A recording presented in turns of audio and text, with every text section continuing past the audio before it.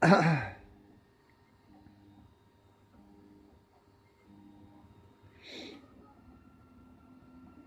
says going live.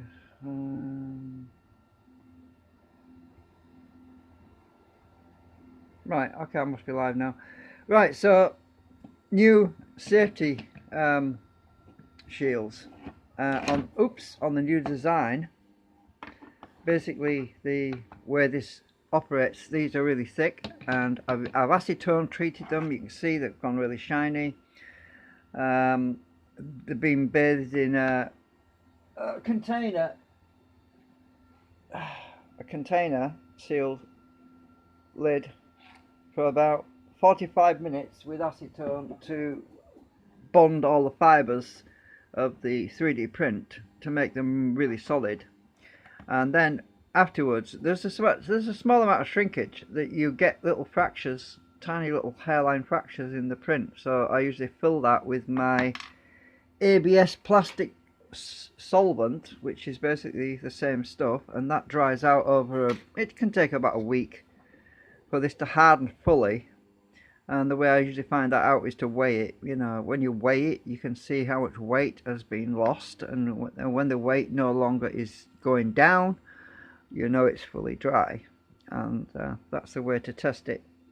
So there's the air vents, as I explained in a previous video, at the bottom, so that when the drum is spinning at high RPM, that's the weakest point, and it's at the base. So if anything, if the rotors did disintegrate or anything, it would come out the bottom really, so it wouldn't hit you in the face. Basically, it would probably bounce a bit. But I was going to mount this on a soft rubber or some kind of towel or something anyway, just because you have to do that to keep the noise down, because there's a certain amount of resonance and vibration.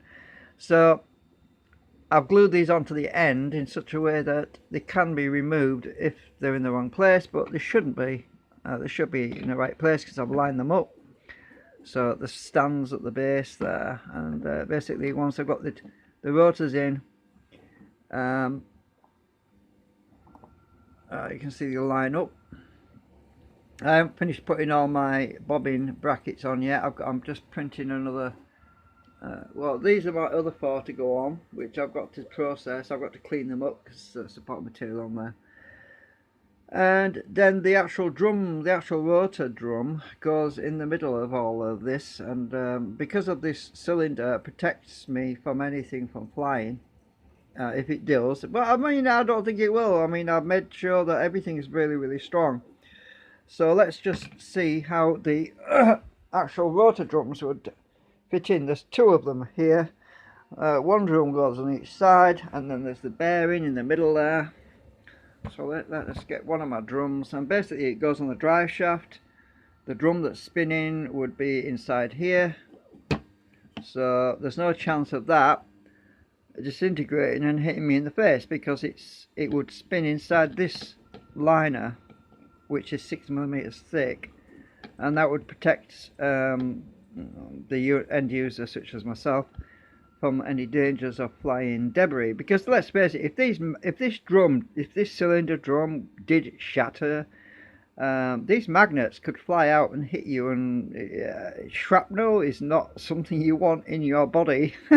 So that's why I put this safety drum around the outside. So one rotor drum goes in there with the drive shaft going all the way through to the bearings, and then the other drum on the other side would be in that one, in the other side, basically.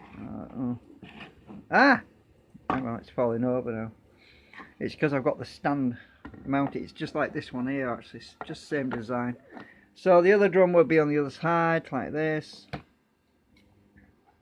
You get the idea, and the whole thing comes together. And yeah, there is a slight overhang. My magnets are slightly wider than the actual drums. Are actually wider slightly than the actual drum itself. So I might make a little seal that goes in between the two, an extension. That I'll just glue an extra bit on there. I'll print a partial ring. It needs a seal anyway around there, something. to bring the two together. So I could do a liner that goes on the outside, or something that intersects the two. I'll just take that out because they are pretty heavy. I mean, the glue is still drying on these. Actually, I just glued these protections on there, and it takes well, it'll probably take 24 hours for this particular glue to dry, which is holding the ABS on there. But the acetone itself will take, well, it's already mostly dry. It's just that a certain amount of the acetone soaks right into the plastic, and it can take up to a week for it to fully dry out, where it achieves its full strength. So there we go. That's just a little update on the project so far. Let's just pick that one out because the magnets makes it life a bit easier. Also, I've got steel bands, which is, if you know about wine barrels that they used to make, whiskey barrels or whatever in the old days. Well, they still do that, I think. They use these. I don't know if they do actually now, but the old days used to use a steel band around the barrel to hold, to pull all the struts of the barrel together to make them really strong and watertight and, well, liquid tight. Well, I've used a similar principle. I've used a steel strap which is soldered. Where's the soldered joint? I can't see it now. Somewhere around here. There we go. I soldered it together, and then I wrapped Captain tape around it as well. So that is pretty strong. That will be a very strong bond to actually add extra strength to the drums to prevent them from breaking or anything at high RPM. So I've got two of those. I've got that one soldered on as well, and they're going to be inside this protective liner. So yeah, I don't think there's any chance of me getting hit by fine debris. So just a little update on where we are at the moment on this new project. Obviously I don't have the protective drum on this one, but I am going to 3D print the a scaled down version, because these drums are smaller. So I'm going to, already scaled down some smaller ones which will actually fit in this one. So I've got to install those at some point, and this is easy to disassemble. It just splits down the middle, everything just comes into two sections, and then I can fit the new protection drums, protective liners on this one as well.